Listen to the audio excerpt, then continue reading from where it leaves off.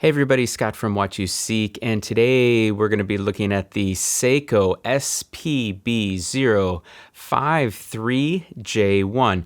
Now, I first saw this watch back in Baselworld of 2017, and the entire What You Seek team, we really fell in love with this watch. This is the 53 and also the 051, which is a different colorway. It's a black and white look to it.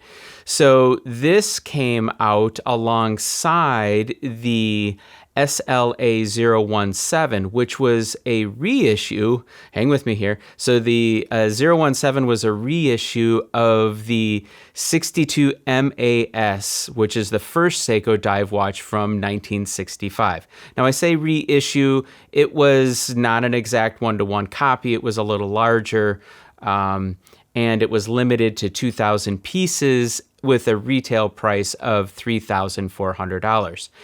Now, along with that limited edition piece, the SLA017, they came out with this guy here, the 053 and the 051, which I mentioned, and these are right in the $1,000 range. Now, here in North America, we were told we would see these in the fall of 2017, and I just looked on the Seiko USA website, and they are not listed there. But this model here, this is actually from a friend of mine, Peter. Thanks, Peter, for the loaner of the watch and allowing me to do the review here. This came from Japan. So the title of this watch, you heard me say, it is an SPB053J1. So at this point, this is a Japanese domestic market or a JDM watch. Whew. That's a lot of stuff to kind of cover. But anyway, it's a cool watch, and let's get into all the specs. So probably the first thing you noticed is that blue dial. Ooh, that is a pretty dial, and we'll talk more about that as I get into this review. First, let's get all the case dimensions out of the way. We have a diameter here of 42.6 millimeters. We have a height of 13.8 and a lug to lug here of 49.8. A strap width of 20. I'll talk more about that when we talk about the strap, because that's a little different there. The material that they've used on this case, it's stainless steel, but it's with a Seiko DiaShield. And this coating that's on the watch is supposed to help with nicks and scratches, that type of thing. There's some pretty good posts in the What You Seek forums about the DiaShield and how good it works. So definitely check that out if you're more curious about the DiaShield. On the case here, we have brushed. Let me zoom in maybe a little more here. So you can see we have brushed on the top, and the pattern on the brushing is a circular pattern going around like this. But then we have this lovely, you can see the way that's catching the light, this polished bit right on here, which is on both sides. Wonderfully polished, and then underneath it goes into a full polishing here. Well, wait, we have the brushing here and then more polishing on this curve.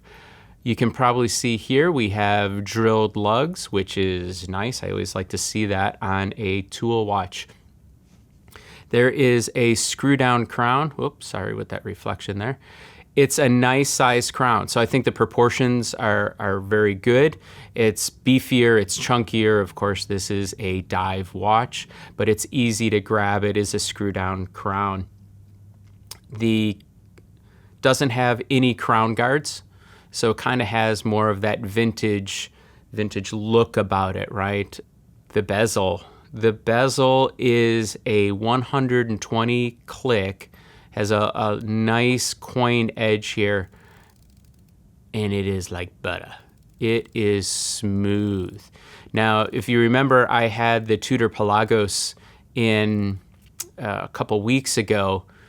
It's not quite the Pelagos. I think the is it Pelagos or Pelagos? Tomato. But this is not quite the Tudor, but it is not far off. big difference from, say, let's say an SKX line. 120 clicks, and I've been reading on the internet, there's some people have had some issues with the dreaded Seiko line up at right here on the midnight mark here. This one we're lucky, or I don't know, maybe they fixed some issues here, but I have no issue with how this lines up on here, okay? The bezel, this bezel is really neat. You can see how it's catching the light here. It is a blue polished stainless bezel, and it is so polished and shiny. At first, I thought it was a sapphire bezel on here, but it is not. Oh, it's so nice to turn that. We do have a lume pip right at in the middle of this triangle here. So wonderful, wonderful bezel. The crystal here, this is a sapphire crystal. So this is not what you're going to find in the more entry-level Seiko divers. So this is a full sapphire crystal. It has a slight dome. You can kind of see the dome in here. And the dome, I believe, is really responsible for this dial and what's going to give some highlight and shadow to the blue here, the way it goes from dark blue to a light blue. So it does have an AR coating on the inside. So let me zoom out a little bit and talk about this strap. So this model, this is the 053, and this comes on a silicone strap. The sister model, which it doesn't have a blue color, it has, is it charcoal, or I'm not sure if it's full black, but that's the 051, and that does have a stainless steel bracelet with it. This is a silicone bracelet, and it's very soft, very pliable. It has the typical accordion, so right, you would tighten this up on your wrist when you go diving over your wetsuit, and then as you go down and your wetsuit compresses, this will take up the slack with this accordion. So it is a very flexible, comfortable strap. We do have a metal keeper. Let me see if I can get a little closer with that. There's a metal keeper on here. Honestly, you know, this is neat. It looks cool when it's sitting in the display case, but I probably would have preferred just a silicone fixed keeper and then a floater silicone. It's neat. I have a feeling this is going to get scratched up. It's brushed here. We have a polished edge. It's really sharp looking. Can't fault them for that. It's unique. And depending on your wrist size and how you wear it, the keeper may be up over in this area, so it won't be hitting the desk when you're wearing it. Pin buckle here, nice beefy buckle here to hold the strap in place. The one thing about silicone, it does tend to pick up dust and little bits of life on there. But, you know, it's a diver's watch. You run it under some warm water and it comes out fine. The back of the strap, it does have a very nice texture to it. So it lifts the strap up off your wrists just a little bit. Wrist. And then that allows for some air to go through and help with the perspiration and the comfort level. So overall, nice strap. So I talked earlier that it has 20 mil lug to lug here for the strap. But if you look at the strap here, so we have 20 and 20 here, but actually the way that the strap is made is this area is out to 25. So this gives a very integrated look to the strap, which is nice. I think it's very stylish, and I like when a manufacturer takes the time to design the strap to perfectly fit in with the case. I think it gives definitely a more of that vintage style, and this cue can really be taken from the early diver from 1965, the 62 MAS. The issue, think of this though, if you put a 20 millimeter strap or let's say you put a NATO strap on here, it may look a little thin. I didn't have any 20 mil NATOs to put on here or straps that would have been appropriate. So I can't speak from experience, but just something to think about when you look at this strap here from Seiko. the way that it comes out. So overall, very comfortable. It's a very comfortable strap. Before we talk about the dial, let me mention the back. I think I skipped all over that.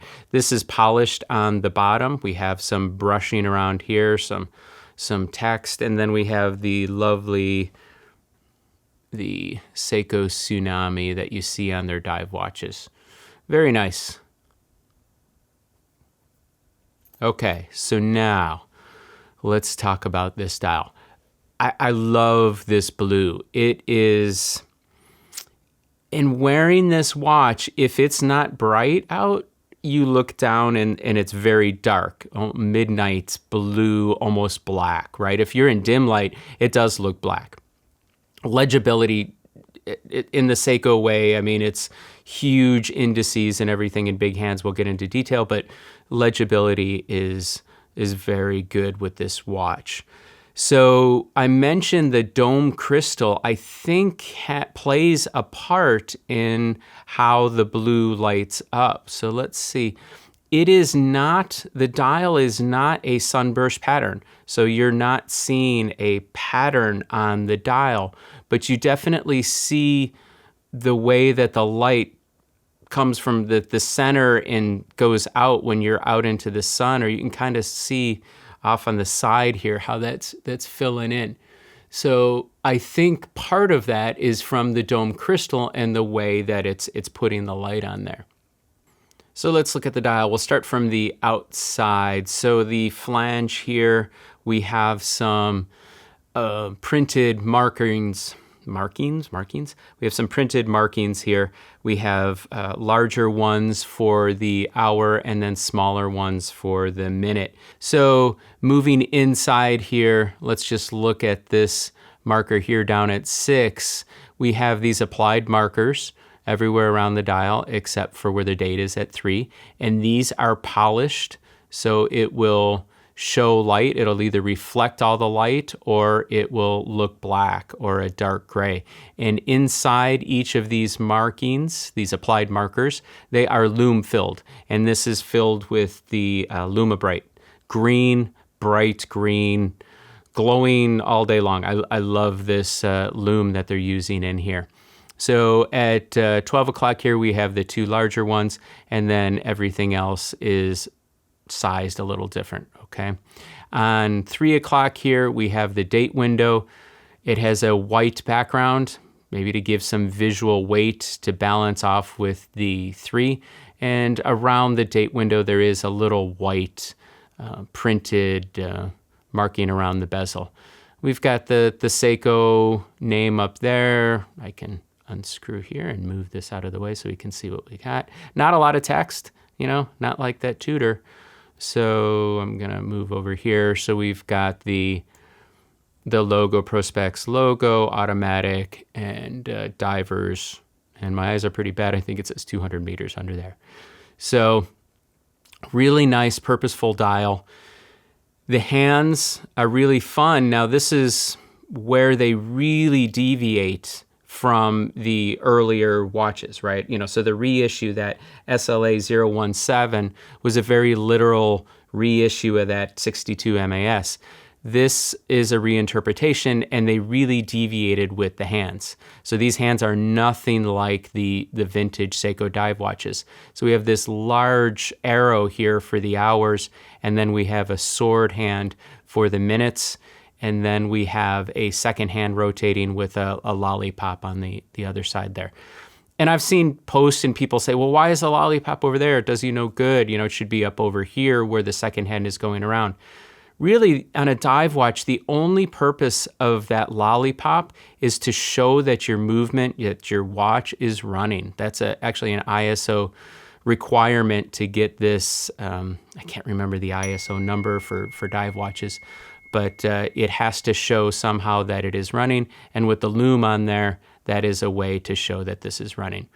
So pretty cool look to it. If you're looking for something that is a vintage looking Seiko, this is probably not going to be it. I really do think that this is much more of a modern interpretation, and interpretation is used pretty loosely on this one.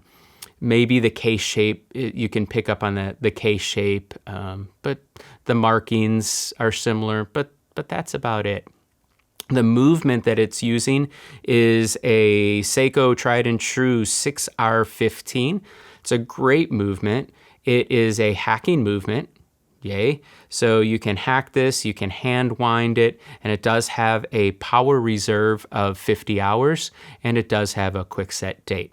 So kind of a tried and true movement from Seiko. It is a tier up from what you're going to find in the SKX, that type of thing. So let's get this on the wrist. So my wrist size, just for reference here, it is 7.25 inches, which is about 18.5 centimeters. It's comfortable, right? Whoops, I got stuff on there. This is not designed to be a thin dress watch. This is fairly beefy. What did I say? It's 42 millimeters. And, but it does it sits well on the wrist. The strap, the silicone, is very comfortable. So I think that I would trade off. So this is maybe a trade-off here. So I will give up with the dust magnet aspect of this strap for the whole comfort factor. I do enjoy how this feels. And so if I've adjusted it, and you can see I'm rocking it back and forth, the watch stays firmly in place, and it's not tight on my wrist. It doesn't feel, oh, it's too tight, I have to loosen it. So wearing is pretty good. This crown is fairly large, so you can see how it's pushing into the top of my hand here, but nothing major. It sits up off of the wrist a little bit, so I think that helps give you some clearance. You can see I really would have to have my wrist fairly far back before it starts hitting there. So the fact of these lovely curves, the way that the watch is designed, that this goes around, it gives your wrist freedom of movement. So definitely comfortable on the wrist.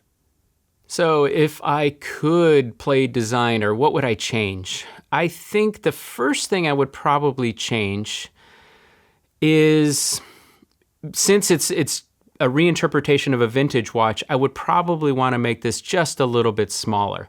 This comes in at 42. I'd love to see this maybe as a 40, and I think it would give a little bit more of that vintage style. Maybe the lug width would change, or if it was a little smaller, keep the lug width at 20, and then whatever strap you put on would look very good. That's about it. I mean, I like the 3Bs. So I love the blue, I love the bezel, and I love the play of the brushing with the polished bits here. So the bezel, divine. It feels very nice. The 120 clicks, mine lines up just fine. I found myself just sitting there and turning the bezel just 'cause. So that's a good sign. The coin edge on here, man, this is something, this comes down to ergonomics, but a lot of dive watches miss out on being able to quickly, easily grasp a bezel and turn it. So very good feel to the machining that's on this coin.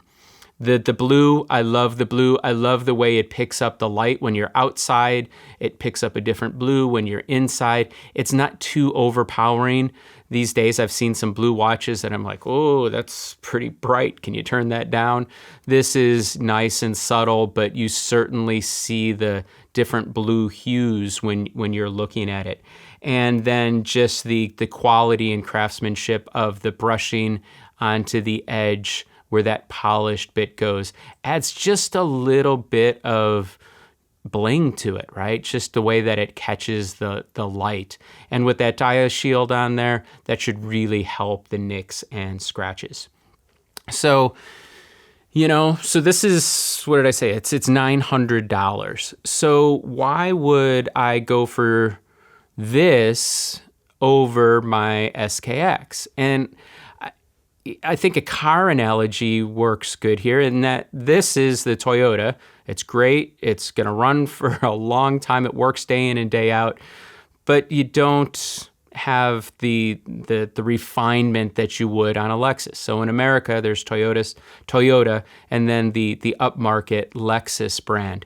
And this fits, you can definitely feel the difference. When I first picked it up, just looking at it with the domed crystal and the feel of the finishing, it has a different feel. When you look at the specs or you see it on the web, you're like, well, they look about the same, but when you pick it up, you notice the difference.